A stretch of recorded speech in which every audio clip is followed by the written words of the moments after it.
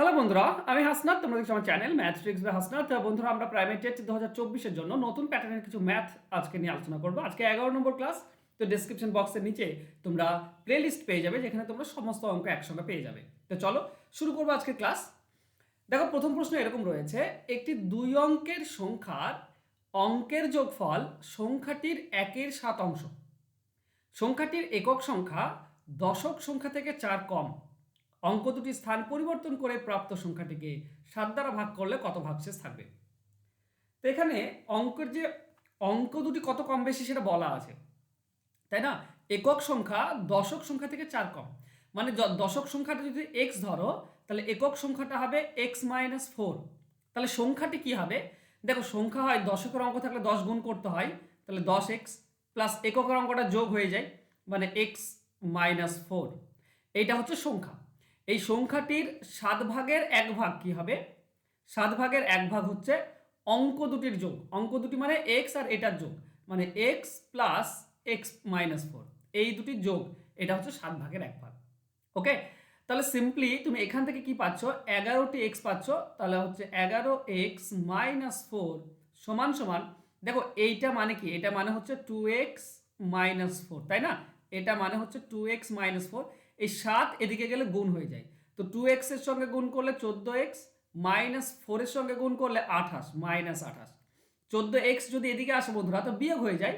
11 বিয়োগ করলে -3x থাকবে, সমান সমান -4 থেকে গেলে প্লাস হয়ে যায়, তো 28 থেকে 4 বাদ দিলে আমরা -24 পাই, মানে x এর মান পাই আমরা 8।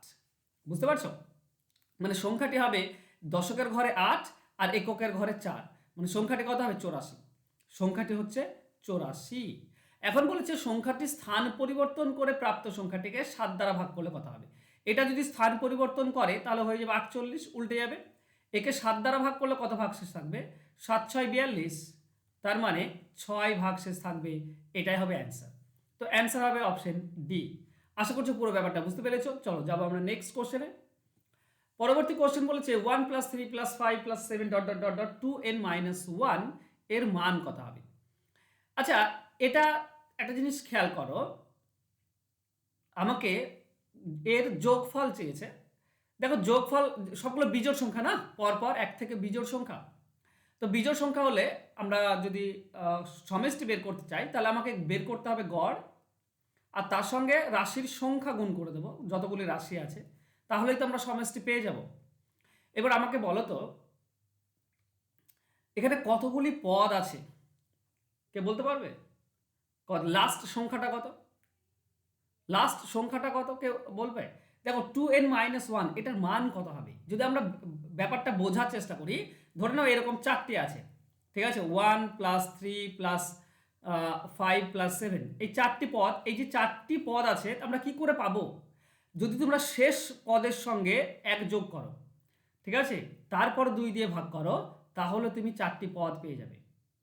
তুমি যদি 3টি নাও, তাহলে 5-এর সঙ্গে 1 যোগ করে 2 দিয়ে ভাগ করে দাও, দেখো 3 পাবে, 3টি পদ। তাহলে এটাতে কয়টি পদ আছে সেটা যদি আমরা বের করতে যাই, ঠিক আছে, তো লাস্ট যে সংখ্যাটি রয়েছে 2n-1, তার সঙ্গে 1 যোগ করে 2 দিয়ে ভাগ করব, আমরা লাস্ট কতগুলি পদ আছে পেয়ে যাব। দেখো, এখানে +1 -1 কেটে যাবে, তো 2n-2, তো /2, 2 কেটে দাও, তাহলে n টি পদ আছে বা n টি সংখ্যা আছে। এবার এটা তো আমরা টি পেলাম, এতগুলো রাশি আছে। এবার আমরা গড় বের করব। গড় কি করে পাবো? গড় বের করার নিয়ম বন্ধুরা, যদি পরপর সংখ্যা হয়, জোড় বা বিজোড় যাই বলুক না কেন, প্রথম আর শেষটি যোগ করে 2 দিয়ে ভাগ। তো প্রথম হচ্ছে 1 প্লাস শেষ হচ্ছে 2n-1, তাকে 2 দিয়ে ভাগ।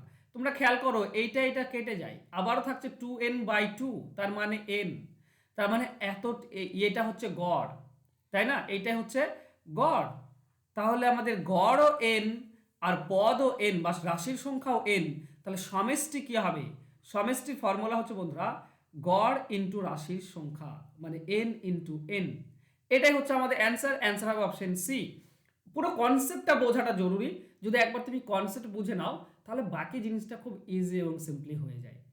ঠিক আছে, চলো যাবো আমরা নেক্সট কোশ্চেনে।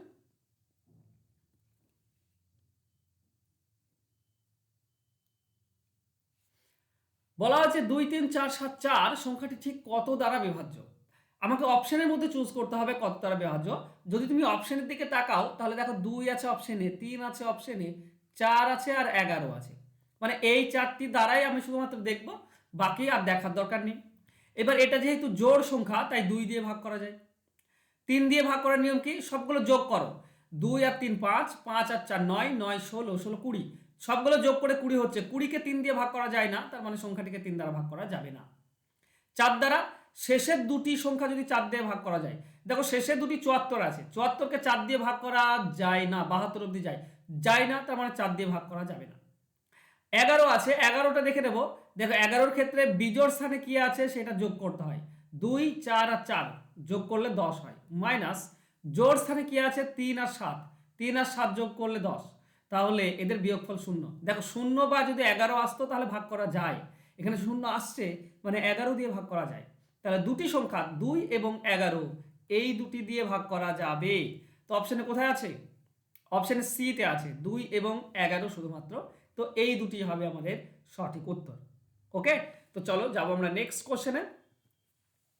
সেম কোশ্চেন এখানেও দেওয়া আছে, আমাকে বলেছে 3 9 3 7। আচ্ছা এখানে তিনটি আছে, একটা আছে 3 আছে, একটা 7 আছে আর একটা 9 আছে, আর নেই। তো শুধুমাত্র এগুলো দেখে নেব আমরা। ওকে, দেখো যদি আমরা সবগুলো যোগ করি কত পাচ্ছি?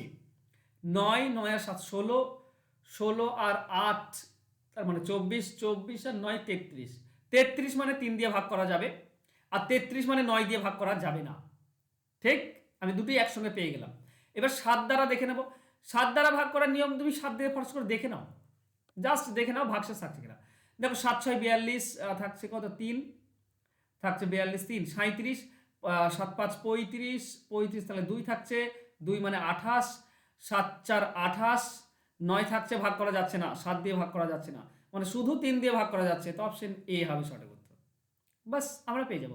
তো বের করার নিয়মটা আমি তোমাদেরকে শেখাতে চাইছি, তোমরা যদি এগুলো শিখে নাও এইভাবে তাহলে খুব সহজে কিন্তু অ্যান্সার তুমি পরীক্ষার হলে বের করতে পারবে। ওকে, চলো যাবো আমরা নেক্সট কোশ্চেনে। যদি একটি সংখ্যা পি 2 দ্বারা বিভাজ্য হয় এবং আরেকটি সংখ্যা কিউ 3 দ্বারা বিভাজ্য হয়, তাহলে নিচে কোনটি সত্য? দেখো পি দ্বারা 2 দ্বারা বিভাজ্য কি হতে পারে? 4। আর 3 দ্বারা বিভাজ্য কি হয়? 3 দ্বারা বিভাজ্য ধরো 9। এবার প্রথম অপশন কি দিয়েছে? পি এবং কিউ গুণ 6 দ্বারা বিভাজ্য। দেখো এই দুটি যদি গুণ করি আমরা 36 পাই, মানে 6 দ্বারা বিভাজ্য হয়। চলো নেক্সট, পি এবং কিউ যোগ করলে 6 দ্বারা, দেখো 4 আর 9 যদি তুমি যোগ করো 13 পাও, 13 6 দ্বারা ভাগ করা যায় না, মানে হবে না। যোগ করলে 5 দ্বারা ভাগ, 13কে 5 দ্বারা ভাগ করা যায় না, এটাও হবে না। দেখো দুটি গুণ করলে 5 দ্বারা বিভাজ্য, দেখো গুণ করলে কি হচ্ছে 36, 5 দ্বারা ভাগ করা যায় না, তা এটাও হবে না। তাহলে একটাই অপশন হচ্ছে, সেটা হচ্ছে অপশন এ। এই দুটি গুণ করলে সবসময় 6 দ্বারা ভাগ করা যাবে। তুমি অন্য কোনো নিতে পারো, ঠিক আছে। পি এর মান তুমি 2 ধরতে পারো, 2 দ্বারা ভাগ করা যায়, আর কিউ এর মান 3 দ্বারা ভাগ করা যায়, 3 ধরতে পারো, এটা 6, 6 দ্বারা ভাগ করা যায়, তাই না? তাছাড়া আলাদা নিয়েও দেখতে পারো, দেখবে তুমি পেয়ে যাবে। চলো নেক্সট কোশ্চেন বলেছে কে এর মান কি এমন যে 72k 460k সংখ্যাটি 6 দ্বারা বিভাজ্য। দেখো 6 দ্বারা বিভাজ্যতার নিয়ম রয়েছে। 6 দ্বারা বিভাজ্যতার নিয়ম কি? 2 এবং 3 এই দুটি দ্বারা ভাগ করা যেতে হবে, বা বলতে পারো জোড় সংখ্যা হতে হবে আর 3 দ্বারা ভাগ করা যেতে পারে। তো জোড় সংখ্যা যদি হতে হয়, জোড় সংখ্যা হবে তবেই 2 দ্বারা ভাগ করা যায়। তো জোড় সংখ্যা অপশনে দেখো 8 আছে, একটা জোড় সংখ্যা 4 আছে, মানে তুমি কে এর জায়গায় 4 বসাতে পারছো কিংবা কে এর জায়গায় 8 বসাতে পারছো, যে কোনো একটা। এবার কোনটা? তো 3 দ্বারা ভাগ করা দেখে নেব। প্রথমে ধরো 8 বসিয়ে দেখো 3 দ্বারা ভাগ করা যায় কিনা, মানে 728 4608 এই পুরোটাকে 3 দ্বারা ভাগ করা যায়, যোগ করে দাও। 7 আর 2 9, 9 আর 8 17, 17 21, 21 আর 6 27, 27 আর 8 35, 35কে 8 দ্বারা ভাগ করা, 3 দ্বারা ভাগ করা যায় না, মানে 8 বসবে না, তার মানে বসবে কি 4। তার মানে আমরা অ্যান্সার পাবো 4। ঠিক আছে, 4604 এটা দেখো 3 দ্বারা ভাগ করা যায়, সবগুলো যোগ করো 3 দ্বারা ভাগ করা যাবে। তো 4 হবে আমাদের সঠিক উত্তর। আমি দেখে নিই একবার, এই দুটি 9, 9 আর 4, 9 আর 8 17, 17 আর 6 হচ্ছে 23, 23 আর 4 27, 27কে 3 দ্বারা ভাগ করা যায়, মানে 4 বসছে, 4 বসলে ঠিক আছে। তো অপশন এ হবে সঠিক উত্তর।